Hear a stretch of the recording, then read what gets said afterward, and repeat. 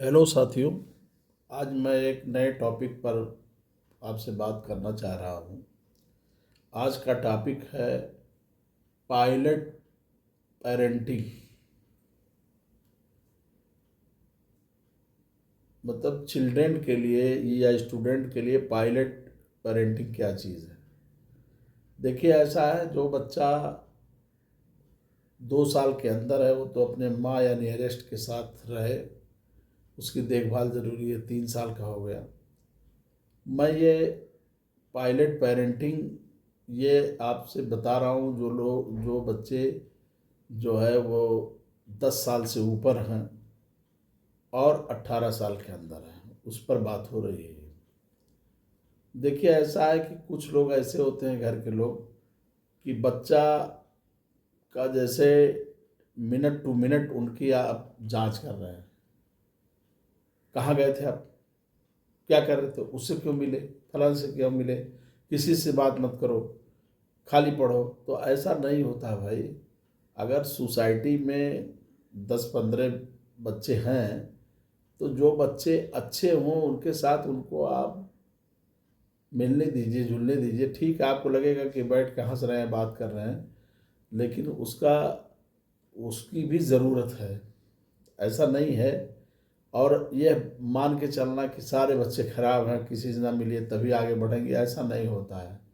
आप जितने उसको टोकेंगे और पायलट की तरह बिल्कुल लगे रहेंगे कि वो कहाँ गया क्या नहीं गया, बता के जाइए, बता के तो जाए ठीक है, लेकिन हर मिनट की वो जांच करेंगे आप।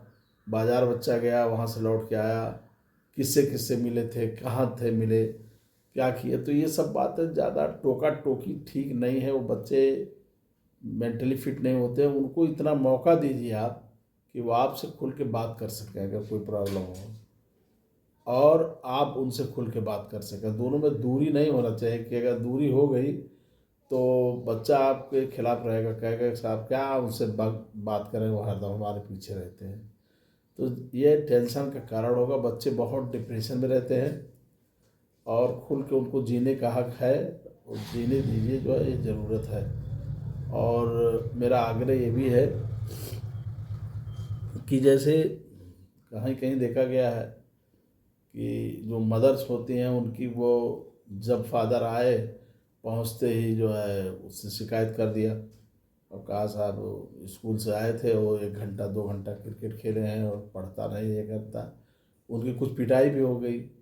तो ये निगेटिव असर है। ठीक है, बात समय पर आप करिए, जो है कहिए, लेकिन हरदम शिकायत करना बच्चे की, बच्चे के डेवलपमेंट में बहुत रुकावट होगी। और बहुत खुल के बात करने की ज़रूरत है। तीनों लोगों की पार्ट पार्ट में बात करने की ज़रूरत नहीं है। और दो तरीका है, एक तो आप पुलिसिया अंदाज में बातचीत करें और एक समझा बुझा के बातचीत करें, दोनों में फ़र्क है। अगर आप पुलिस के अंदाज में बात करना चाहते हैं तो बच्चा अपराधी की तरफ चला जाएगा, मारे पीटे आप उससे जांच कर रहे हैं। अगर आप थोड़ा समझा बुझा के बात करेंगे तो उसके सुधार की संभावनाएं ज़्यादा हैं। और बच्चों को समाज में सीखने का भी मौका देना पड़ेगा। ऐसा ना हो कि बच्चे के पास घर में भी न कोई बात करने की मिले, न बाहर कोई मिले, तो एकांतवास में जीवन नहीं चलता है भाई, ये ज़रूरी समझिए। और ऐसे ही स्कूलों में आप एडमिशन कराइए कि जहाँ खुल के अपनी बात वो कह सकता हो। ऐसे ट्यूटर को रखिए जो जिनसे वो अपनी बात रख सकता हो। डरा हुआ बच्चा कभी विकास नहीं कर सकता, और जिस घर में डर का माहौल होगा वहाँ भी बच्चा बहुत अच्छा डेवलपमेंट नहीं कर सकता है। ये बात दिमाग में रखिएगा आप। और ख़राब बच्चों का आइडेंटिफिकेशन जो है वो आप खाली न करिए। 100% तो अच्छा बच्चा कहीं नहीं मिलेगा, लेकिन यह है कि उसके साथी में जो अच्छे बच्चे हैं उनके साथ रहने दीजिए। और कभी ऐसा नहीं होता है कि बहुत अच्छा कोई बच्चा मिल जाए तभी तो आपका बच्चा साथ रहेगा। भाई समाज में तो उन्हीं लोगों के साथ रहना है जिनके साथ आप उठ बैठ रहे हैं, उसी में से जो अच्छे लड़के हों उन्हीं के साथ रहें वो। आज ये टॉपिक बड़ा महत्वपूर्ण था, इसलिए मैंने अपनी बात कह दिया।